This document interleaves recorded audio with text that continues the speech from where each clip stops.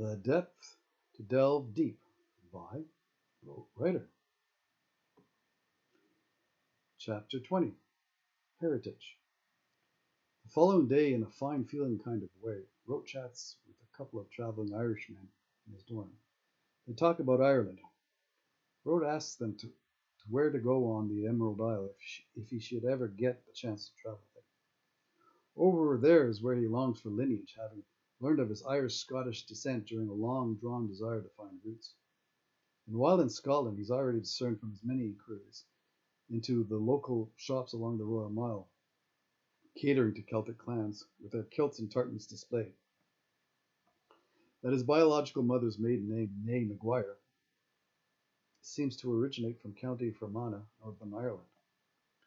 His lost last name, being Irish, is also Scottish under a different prefix, like Mick and Mac, meaning son of, as the Scandinavian sire's son, just like Ben is to the Jews and O is to the Irish, meaning of the line of. He's heard of the Micmac people and how in some spur of the moment they get their name from the English, who upon seeing the North American tribe for the first time think of the Scots and Irish prefixed with Mick and Mac names. Rote can't remember who tells him this tale, but he recalls a young Micmac girl telling him a long time ago aboard a bus that he will meet a very powerful Micmac medicine man one day. The day he meets the man, Rote's attending a gathering of the tribes, and as always, Rote at the time is accompanied by his wolf coyote cross, who he affectionately named Micmac. In his mind, Rote sees himself as part of the Micmac people. Though native to North America, he's not a native. However, he still sees himself as a native. He interprets his own Scottish and Irish roots as native to Scotland and Ireland, and since many of their names are prefixed with Mick or Mac, he puts them together and comes up with his own banner while attending the gathering of tribes. He goes one step further by pleasing himself solely into believing the Micmac clan have odious origins, like the lost tribes of Israel. Their offshoots are of the biblical Maccabees. Rote's going through some sort of ancestral angst. Any look in his past is cast with the need for a surcoat. The one emblem heralding his hopes for a homecoming pertains to the Maguire clan, also known as the Maguire clan. Their coat of arms displays a black armored knight mounted on a white horse, with a Latin-lined ribbon rounding the base, and from left to right of the shield it translates, "Justice and fortitude are invincible." The shield is also topped with a crest contouring the crown of the mantle, with a noble stag. That's the Irish. The Scottish derivative has a shield with a strong arm holding a strong short sword known as a skeen or skeen-dhu, used by the Irish and Scottish of old. Seen in the last scene depicted in Braveheart, where Wallace's best buddy from childhood, a big burly redhead, brandishes a shield sporting a similar skeen-dhu. Other tabards are tapered with translated Latin inscriptions, kin to his clan. Some have the air of, "Don't tread on me." The knight-errant now has another raison d'etre. Ancestrally, no matter the angle, he's found a root, his root, and an eventual root. One line subdivided sometime in the past, forming his Irish and Scottish roots. A history that holds true subsequently for most Scots and Irish with Celtic roots, royal roots. He concludes every clan can connect to a king, come King David or any other Jew, leading up to Brian Boru, to the legendary likes of Cuchulainn and Finn McCool. The friendly folk from Ireland, after hearing his learned linear lineage, let Rote know Enniskillen is the capital of County Fermanagh. They talk a bit more and mention a few tourist attractions in the area before they all go their own way. Later in the day, Rote hikes down to Duddingston. It's a tiny village on the edge of Edinburgh.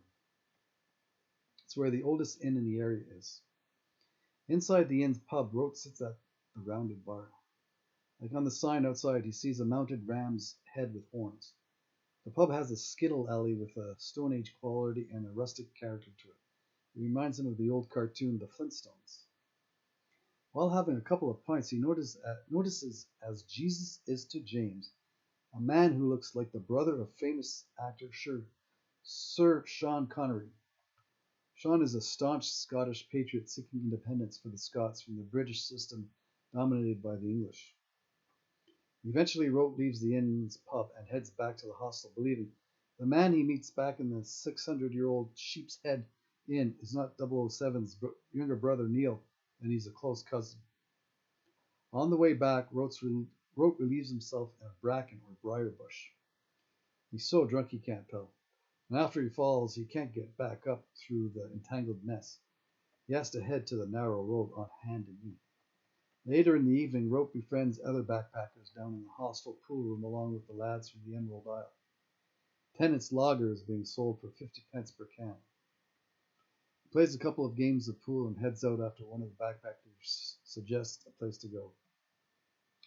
They're off to the Three Sisters pub. Inside, Rote admires the vaulted ceilings likened to vintage vaults. He stands near to the hopping dance floor to feel the floor bounce. Though once his element, it no longer feels like it. He's pushing 40. His new friends are half that. Rote manages to keep up with them until they all lose sight of each other. Drunk as Rote gets, he still manages to make it back to the hostel. He does without his gloves. They served him well with warmth from the wet.